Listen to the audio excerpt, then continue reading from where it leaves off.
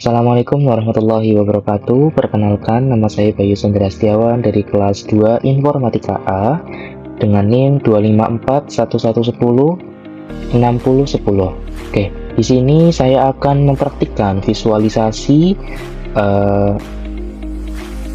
sistem operasi lain dalam satu device, di mana device saya ini defaultnya adalah menggunakan Windows, dan saya akan melakukan virtualisasi sistem operasi lain. Tepatnya saya akan virtualisasi Debian dengan berbasis kernel Linux dengan menggunakan aplikasi VMware Workstation Pro 17. Oke, sebelum melakukan virtualisasi tentunya kita memerlukan beberapa hal yang perlu kita siapkan. Yang paling utama itu adalah device, yang kedua yaitu adalah aplikasi yang akan kita gunakan, dan yang ketiga adalah ISO dari sistem operasi lain yang akan kita jalankan. Di sini saya sudah menyiapkan ISO dari Debian itu sendiri.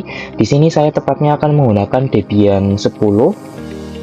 Sini saya sudah menyiapkan dari DVD 1 hingga ke DVD 3. Seperti yang sudah pernah saya lakukan pada project yang lalu, pada project yang sudah pernah saya buat, bahwa kelengkapan DVD ataupun ISO ini juga sangat berpengaruh kepada jalannya sistem operasi yang akan kita virtualisasi nanti. Jadi, walaupun pada tutorial kali ini saya hanya akan melakukan instalasi, tetapi saya akan memasukkan ketiga DVD itu, ketiga ISO itu, untuk menunjang adanya keberlanjutan project yang mungkin akan saya buat nanti di lain waktu.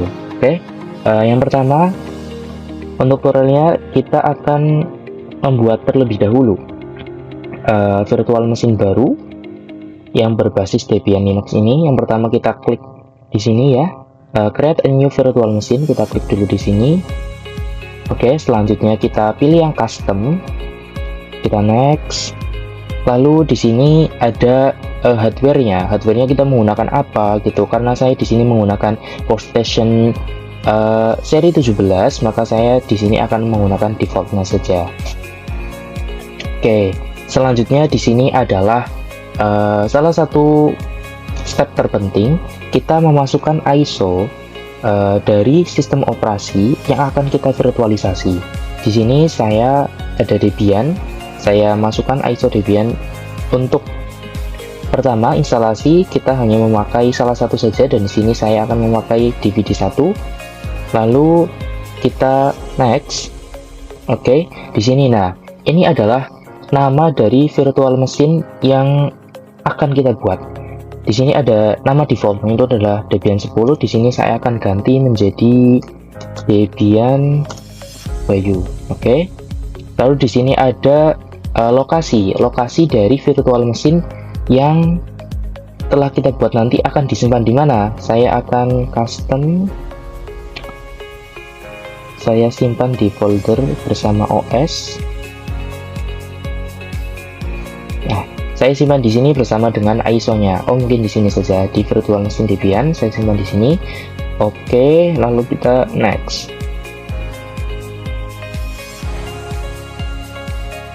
Oh, ternyata sudah ada nama yang sama, jadi kita bisa ganti dengan yang lain. Misal Debian tugas. Oke, kita next. Ya, oke. Di sini kita ada pernyataan seperti ini, maka kita klik saja continue. Nah, di sini ada processor configuration. Jadi processor configuration ini adalah yang memberikan seberapa banyak akses dari virtual machine ini ke prosesor kita. Hanya untuk project ringan saja ataupun membuat server ringan saja, pada kali ini saya akan hanya menggunakan satu saja prosesornya, baik dari number of processor ataupun number of core per prosesor. Jadi number of core processor ini adalah yang memberikan akses virtual machine ini kepada core yang ada di prosesor kita. Dan perlu diingat bahwa kita tidak boleh memberikan semua core yang ada di device kita kepada virtual machine ini, karena sistem operasi Windows yang kita gunakan ini pun membutuhkannya untuk mengeksekusi ataupun menjalankan sistem. Jadi kita di sini harus pandai-pandai dalam memanage, dan di sini saya cukup menggunakan satu saja. Lalu next. Oke, di sini ada memory for the virtual machine. Jadi di sini itu ada pengaturan penggunaan RAM. Di sini RAM dari laptop saya itu adalah 8 GB, dan yang direkomendasikan itu adalah menggunakan 2 GB. Oke, yang direkomendasikan menggunakan 2 GB, dan maksimum dari rekomendasinya ataupun maksimum penggunaan RAM untuk virtual machine ini yaitu yang direkomendasikan adalah 5,7 GB. Namun di sini saya akan turunkan saja menggunakan 1 GB karena menurut saya sudah cukup enak menggunakan 1 GB. Sini next. Oke, di sini ada network type. Ada use brick networking, ada use network address translation, ada use host only networking. Nah, di sini sebenarnya di saat kita akan melakukan instalasi, kita bisa saja tidak memilih ini, ataupun dengan menggunakan do not use network connection. Kita bisa konfigurasinya nanti di akhir instalasi saat kita akan membuat sebuah proyek. Tetapi di sini yang sangat direkomendasikan di dalam Debian yaitu dengan menggunakan use network address translation ataupun NAT. Kenapa direkomendasikan? Karena ini salah satu yang paling aman ataupun sangat direkomendasikan di Debian karena ini adalah yang paling aman. Proyek yang kita buat dapat terhubung kepada jaringan di device kita, di komputer kita, dan tidak langsung terhubung ke jaringan luar sehingga lebih aman dari serangan-serangan cyber yang ada di luar. Oke, di sini saya akan menggunakan use network address translation. Ini bisa dirubah. Settingannya bisa dirubah nanti ketika program sudah dijalankan ataupun sedang dibuat. Jadi ini fleksibel, bisa dirubah nanti. Oke, next. Nah, di sini ada select input output controller types, SCSI controller. Nah, di sini tuh fungsinya dari SCSI ini adalah sebagai pemilihan ataupun kita tuh memilih interface virtual disk interface yang akan kita gunakan untuk virtual machine kita nanti. Nah, di sini kita menggunakan tentunya yang direkomendasikan saja, itu dengan menggunakan LSI Logic. Next. Oke, di sini ada select a disk type. Kenapa saya menggunakan SCSI? Ini selain direkomendasikan, SCSI ini juga paling kompatibel dengan Debian versi modern. Jika menggunakan IDE itu kurang kompatibel karena IDE ini adalah teknologi lama, jadi mungkin prosesnya agak lambat. Makanya saya di sini menggunakan yang direkomendasikan yaitu dengan menggunakan SCSI. Next, oke. Di sini select a disk. Nah, di sini saya akan menggunakan create a new virtual disk karena saya akan menggunakan ataupun akan membuat virtual machine baru, maka saya akan menggunakan virtual disk yang baru juga. Ini next, ya. Di sini ada pengaturan dari disk ataupun penyimpanan dari Debian ini yang nantinya akan menyedot penyimpanan dari device kita. Yang direkomendasikan adalah 20. Kita bisa saja menguranginya atau menambah. Jika menguranginya ataupun di bawah rekomendasi, tentunya program berjalan akan lebih lambat. Dan ketika di atasnya, program harus berjalan dengan lancar dan cepat. Namun ada resiko keterbatasan disk yang kita punya. Di sini ada dua pilihan, yaitu ada store virtual disk a single file dan split virtual disk into multiple file. Jadi bedanya kalau menggunakan single file ini program yang akan kita buat tuh tersimpan di dalam satu file saja, satu file besar gitu. Jadi nantinya ketika ada perbaikan ataupun debugging itu akan susah karena satu error akan menyebabkan keerroran besar di dalam program itu. Sedangkan dengan split virtual disk into multiple file, maka program yang kita buat nantinya akan terbagi-bagi secara otomatis gitu, per 2 GB biasanya akan terbagi-bagi secara otomatis. Jadi nanti ketika ada perbaikan akan lebih mudah dalam menemukan celah-celah kesalahannya di mana, dan ketika ada yang error semuanya tidak ikut error ataupun tidak ikut crash. Oke, next. Ya, di sini adalah nama dari virtual mesin saya tadi, yaitu adalah Debian tugas. Oke, next. Ya, di sini adalah bisa dibilang ringkasan dari apa yang telah kita konfigurasi tadi. Kalau kita akan mengubah penggunaan memori atau apa, bisa juga di sini. Dengan menggunakan custom hardware, kita bisa mengubahnya lagi. Tapi saya rasa cukup dengan menggunakan 1 GB sesuai dengan pengalaman saya.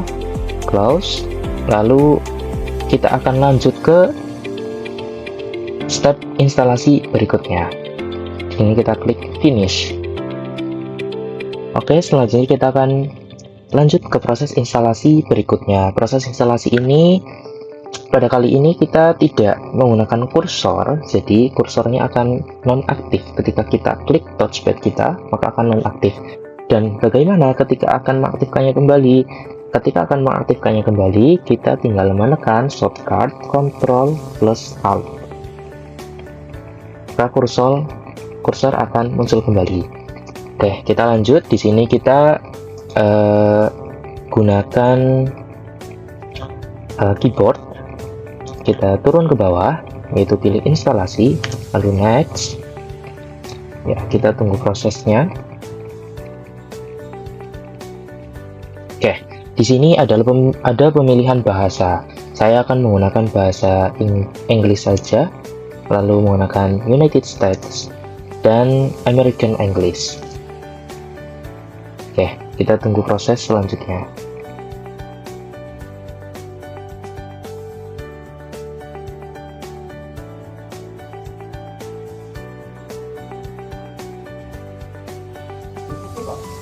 Oke, selanjutnya kita pilih continue. Nah, di sini kita ada network configuration method. Kita akan mengkonfigurasi networknya nanti. Jadi kita di sini pilih saja do not configure the network as this time. Lalu kita enter. Oke, nah di sini ada nama hostname. Jadi nama hostname ini berbeda dengan nama virtual machine kita. Nama hostname adalah nama yang kita gunakan untuk login nanti. Jadi bisa dibilang seperti username gitu.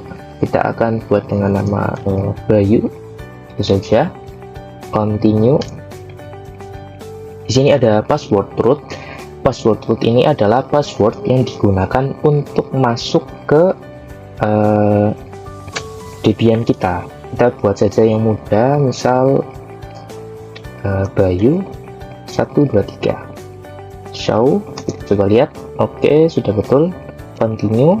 Di sini ada konfirmasi password root tadi, Bayu 123. Oke, continue. Full name for the new user. Ini adalah nama untuk pengguna baru. Ini bebas saja namanya, namun lebih baiknya supaya gampang untuk diingat, kita gunakan sama saja dengan hostname. Kita Bayu, continue. Untuk passwordnya saya rekomendasikan juga untuk sama, jadi tidak gampang lupa. Continue. Ini ke Bayu 123. Oke, continue. Ya, sini ada re-enter password ke Bayu 123. Di sini ada zona waktu, kita pakai default saja, stern. Selanjutnya tunggu proses.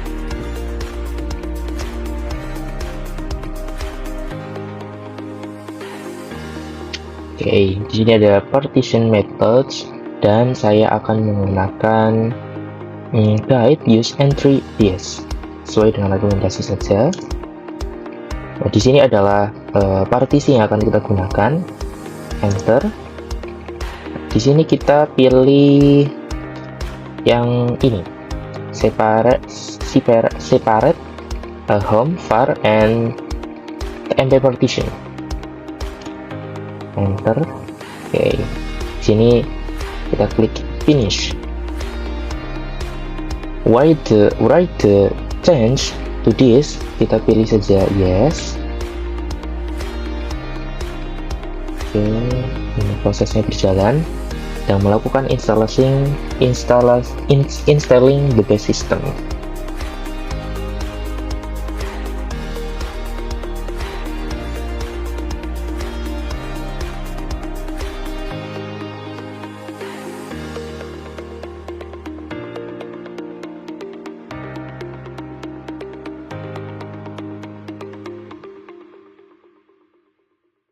Ya, pada pernyataan ini kita bisa pilih user 0, lalu 0 lagi.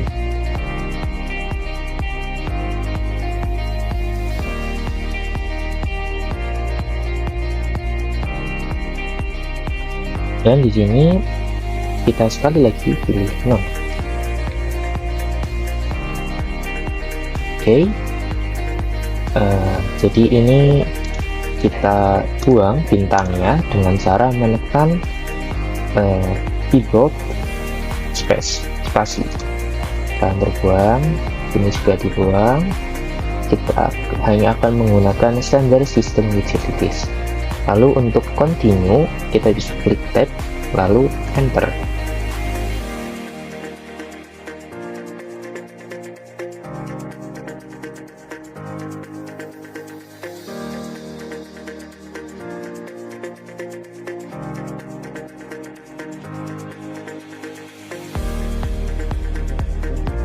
Ada install the group bootloader to the master boot record, kita pilih yes. Sini kita pilih yang di bawah, enter.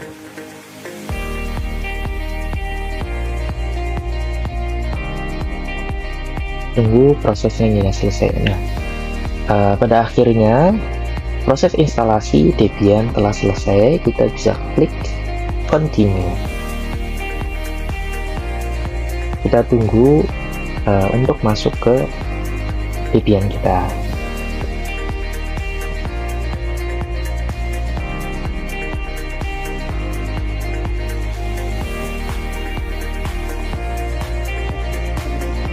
Ya, dan sekarang Debian sudah terinstall di virtual machine kita. Dan untuk login kita menggunakan root sebagai yang menandakan bahwa kita tuh sebagai adminnya gitu. Jadi kita bisa mengakses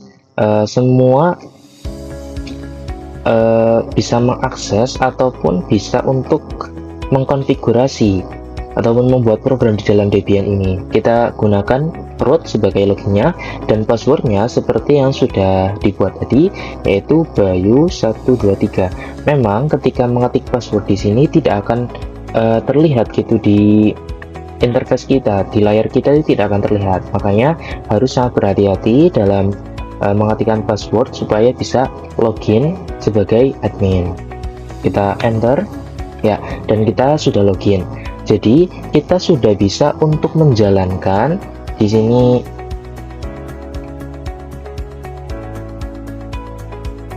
ya, dan kita sudah login.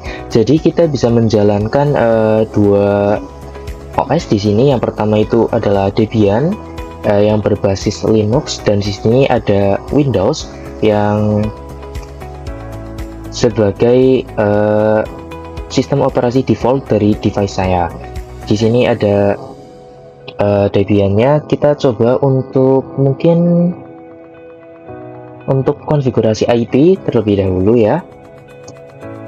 Perintahnya itu adalah nano etc network interfaces ya. Nah, di sini ini adalah contoh dari untuk mengkonfigurasi Debian ini. Jika Debian ini akan dibuat menjadi server, maka kita perlu mengkonfigurasi supaya server ini mempunyai IP address dan bisa terhubung dengan Debian yang nantinya menjadi router ataupun Debian yang nantinya bisa menjadi klien. Misal di sini saya contohkan untuk konfigurasi IP di sini. Oke, auto ENS33, di bawahnya EVES ENS33 inet static. Kenapa static? Karena kita menambahkan IP-nya secara manual, bukan secara otomatis dengan menggunakan DHCP. Sini ada alamat IP address-nya. Saya menggunakan kelas C saja, 192.168.1.1 dengan slice 24, yaitu dengan menggunakan kelas C slash-nya 24. Di sini ada gateway 192.168.1.2 saja. Oke, lalu untuk menyimpannya kita dengan menggunakan mengklik tombol Ctrl plus X, lalu Y dan Enter. Apakah cukup sampai di sini untuk mengkonfigurasi? Belum, kita harus melakukan update terlebih dahulu ataupun restart dengan melakukan memasukkan stack ini, systemctl restart networking. Oke, ya. Lalu untuk mengeceknya apakah IP sudah terkonfigurasi ataupun belum di Debian ini, kita bisa cek dengan menggunakan perintah IPA.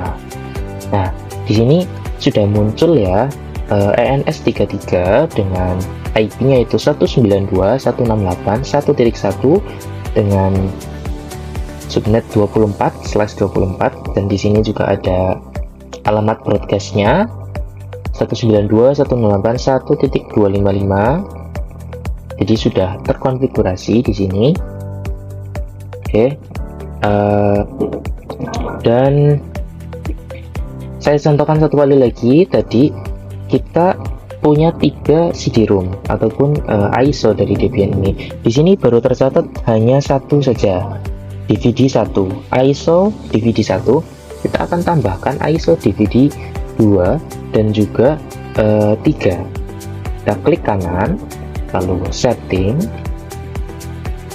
Nah, di sini kita tambahkan di DVD IDE, lalu di sini ada add, ya, pilih DVD, CD DVD drive,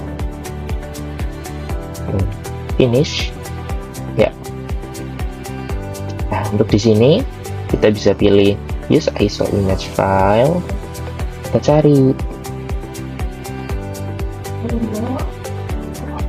Nah, kita tambahkan yang kedua.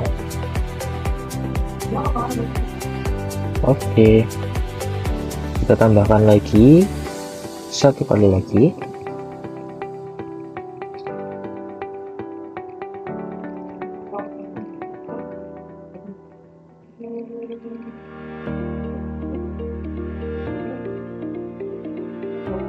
Kita tambahkan yang ketiga.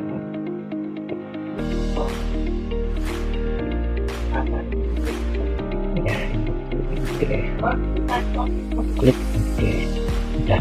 Ya, setelah menambahkan CD-ROM, di sini sudah tercatat ya ada 3 CD-ROM ataupun ISO yang kita gunakan, tetapi kita tentunya harus merestart dulu. Dan sebelum merestart kita harus melakukan perizinan dulu supaya CD-ROM ini bisa digunakan di Debian kita ini dengan perintah apa? apt strip CD-ROM add. Oke, coba. Oke, sedang scan.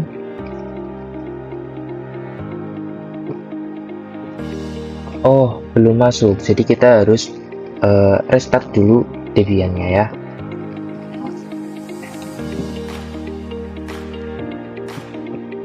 Berarti kita power off saja. Kita akan login ulang. Oke, setelah power off, kita login ulang. Ini untuk menyalakannya ya. Kita tunggu.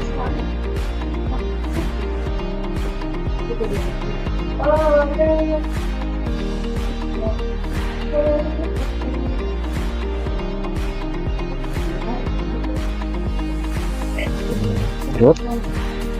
Bayu 123.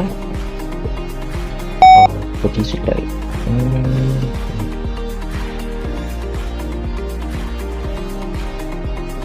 Oke, ini sedang proses instalasi dari CD-ROM tadi. Lalu kita cek apakah CD-ROM itu sudah masuk atau belum dengan perintah nano etc apt sources.list ya. Nah, oke. Jadi di sini sudah ada 3 CD-ROM. Dari yang pertama ini CD-ROM 1, CD-ROM 2, dan CD-ROM 3. Lalu untuk saya contohkan lagi gimana cara untuk memberikan perizinannya. Kita dengan menggunakan tanda seperti ini, kita ketikkan di dalamnya trusted dengan yes. Ya, semuanya kita ketikkan seperti ini. Trusted yes. Oh, mohon maaf, salah. Oke.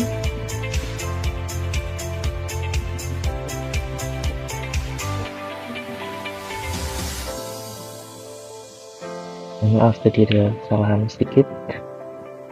No.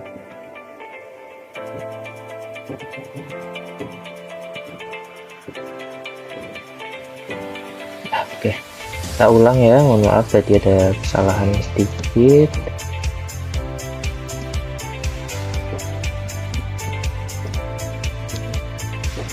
Trusted yes.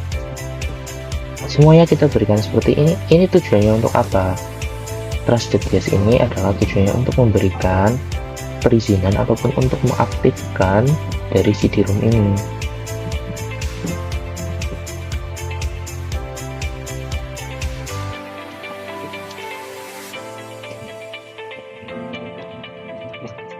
Oke, Ctrl X, ya, Enter.